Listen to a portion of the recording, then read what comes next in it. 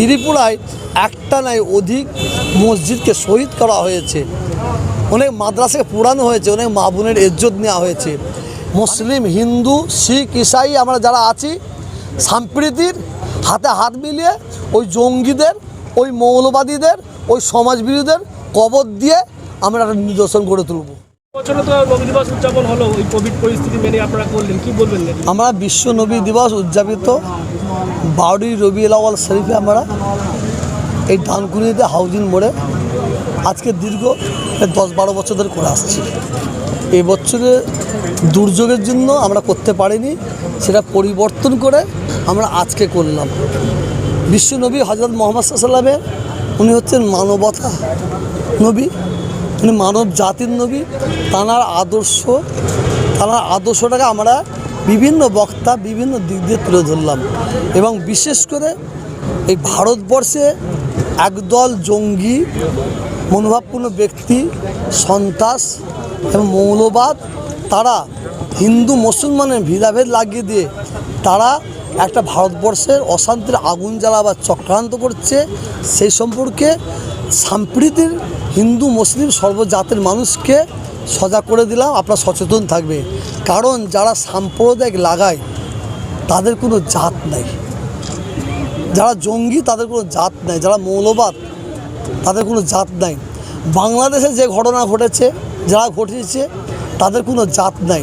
আজকে ত্রিপুরায় যারা যে ঘটনা ঘটিয়েছে, ভারতবর্ষের বিভিন্ন জায়গায় যে মানুষের প্রতি হত্যা হচ্ছে, ঘর জ্বালানো হচ্ছে, ধর্ষণ করা হচ্ছে, এদের কোনো জাত নাই। অতএব ভারতবর্ষের সম্প্রীতির হিন্দু মুসলিম সর্বজাতির মানুষ আমরা এই হযরত মুহাম্মদ সাল্লাল্লাহু আলাইহি ওয়াসাল্লামকে সামনে রেখে আমরা যে আজকে অনুষ্ঠান করলাম, এই অনুষ্ঠান থেকে সকলকে ভ্রাতৃত্ব ভালোবাসার বার্তা দিলাম। আমরা বাংলাদেশের ঘটনার প্রতিবাদ করলেন, কিন্তু ত্রিপুরার ঘটনার সেইভাবে প্রতিবাদ দেখা যাচ্ছে না। দেখেন, বাংলাদেশের প্রতিবাদটা যেভাবে আমরা প্রতিবাদ করেছি, ত্রিপুরার প্রতিবাদটা আমরা সেইভাবে করছি। কিন্তু বাংলাদেশকে সামনে রেখে কিছু মুখোশধারী নিজের পরিচয় পরিচিত করার জন্য তারা বড় বড় আওয়াজ দিয়েছে। তাদের কাজ ছিল বাংলাদেশের ঘটনায় প্রতিবাদ করা নাই, তাদের কাজ ছিল বাংলাদেশকে ইস্যু করে ভারতবর্ষের হিন্দু ভাইদের তারা কি বলবো হিন্দু ভাইদের তারা উত্তপ্ত করা। আমাদের কাজ হচ্ছে, মানুষের কাজ হচ্ছে যেখানে আগুন জ্বলেছে সেই জায়গায় পানি ঢালা, জল ঢালা। কিন্তু যারা এই সোশ্যাল মিডিয়া বলুন আর ভারতবর্ষের বড় বড় যেসব ইলেকট্রনিক মিডিয়া খুব বাংলাদেশকে নিয়ে কি দরদি কথা বলছিল, কি ভালোবাসার কথা বলছিল, এই হয়েছে, এইটা ঠিক নয়, এইটা ঠিক নয়, ওইটা আমরাও বলেছি, আমরাও সমর্থন করি। তারা আজকে ঘরের কোনায় ঢুকিয়ে পড়েছে। কারণ ত্রিপুরায় একটা নয় অধিক মসজিদকে শহীদ করা হয়েছে, অনেক মাদ্রাসাকে পুরানো হয়েছে, অনেক মা বোনের ইজ্জত নেওয়া হয়েছে। আমি ভারতবর্ষের প্রত্যেকটা মানুষকে বলবো, দাঙ্গা যদি ভারতবর্ষে লেগে যায় তো সাম্প্রদায়িক শক্তিরা ওরা জয় যদি হয়, ওরা যদি দাঙ্গা লেগে জয় হতে পারে, এতে ভারতবর্ষের মানুষের ওই জানোয়ারগুলোর ক্ষতি হবে না, ওই পশুরগুলো ক্ষতি হবে না, ভারতবর্ষের মানুষের ক্ষতি হবে। আমার হিন্দু মায়েদের কোল খালি হবে, মুসলমান মায়েদের কোল খালি হবে। আগুন যখন জ্বলবে, শুধু হিন্দু ভাইদের ঘরে আগুন জ্বলবে না, মুসলমান ভাইদের ঘরে আগুন জ্বলবে না, সকলের ঘরে আগুন জ্বলবে। আর জঙ্গিদের কাজ হচ্ছে শুকরির কাজ। এরা শুকুনির মতন ষোঁড়ের মাংস নিয়ে মসজিদে ফেলবে আর গরুর মাংস নিয়ে মন্দিরে ফেলে হিন্দু মুসলমানে দাঙ্গা লাগাবে। এরা হচ্ছে শুকুনির জাত। এই শুকুনির জাত, এই জঙ্গি, উগ্র, মৌলবাদী, এদের বিরুদ্ধে প্রত্যেকে রুখে দাঁড়াতে হবে। এবং ত্রিপুরায় যেভাবে উস্কানিমূলক স্লোগান একেবারে নবীজিকে করে যেভাবে বলা হচ্ছে, যে ভাষায় হযরত মুহাম্মদ সাল্লাল্লাহু আলাইহি সাল্লামকে উক্তি করে বলা হয়েছে, ওই বাঁদরের বাচ্চাগুলো জানে না তো। অন্যের মাকে যদি ভালোবাসতে না পারে, সে কোনোদিনই তার নিজের মাকে ভালোবাসতে পারবে না। তো যারা ওই ধরনের কাজ করেছে, ওরা ওদের মাকে, ওদের বাবাকে, ওদের ধর্মগুরুকে সম্মান করে বলে আমি মনে করি না। যদি ওদের ধর্মগুরুকে, ওদের মা বাবাকে সম্মান করতো, তাহলে অন্য ধর্মের ধর্মগুরুকে আঘাত করতে পারতো না। এতে মুসলমানদের উত্তপ্ত করতে চাইছে। ও কাঁচা আলে মুসলমানরা পা দেয় না, ও কাঁচা আলে মুসলমানরা পা দেয় না।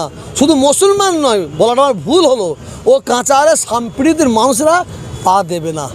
কিন্তু একটা দিন আসবে, আমি তো আপনাদের মানে সোশ্যাল মিডিয়ার মাধ্যমে বলছি, আমি বাংলাদেশের প্রধানমন্ত্রীকে বলবো, বাংলাদেশে যারা এই ধরনের অন্যায় করেছে, যাদের দ্বারা এই অন্যায় হয়েছে, তাদের ঘরে ধরে এমন শাস্তি দেওয়া হোক, বাংলাদেশে একটা ইতিহাস তৈরি হোক, এরপরে দ্বিতীয় ঘটনা না ঘটে। ভারতবর্ষের স্বরাষ্ট্রমন্ত্রীর কাছে, প্রধানমন্ত্রীর কাছে অনুরোধ, ভারতবর্ষে এই ধরনের অরাজকতা যারা করছে, ত্রিপুরায় মসজিদ ভাঙছে, চারিদিকে মানুষকে মারছে, রাস্তায় ওপেন, তাদের ঘরে ধরে এমন শাস্তি দেওয়া হোক, ভারতবর্ষে একটা ইতিহাস তৈরি হোক, দ্বিতীয়বার কেউ না এই ঘটনা ঘটতে পারে। এটা আমার অনুরোধ থাকবে। যদি না পারে, যদি ভারতবর্ষের স্বরাষ্ট্রমন্ত্রী মনে করেন আমি অপারক, প্রধানমন্ত্রী যদি মনে করেন না আমি অপারক, তাহলে আমি অনুরোধ করব উনি প্রশাসনকে একদিন চুপটি মেরে বসে থাকতে বলুন। ভারতবর্ষের প্রত্যেকটা প্রশাসন ব্যক্তিকে চুপ মেরে একদিন থাকতে বলুন।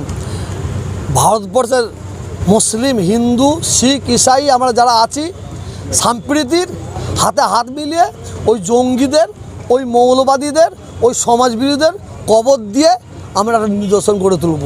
বলছি ডানকুনিতে কয়েকজন বিজেপি নেতা বলছেন যে এখানে নাকি শুধু নবী দিবস করতে দেওয়া, কোনো পুজো করতে দেওয়া হয়। ওই যে যিনি বলছেন তিনি এককালে না ওই তৃণমূলের নেতা ছিলেন, তিনি তখন এই নবী দিবস করার জন্য চাঁদা দিয়েছিল।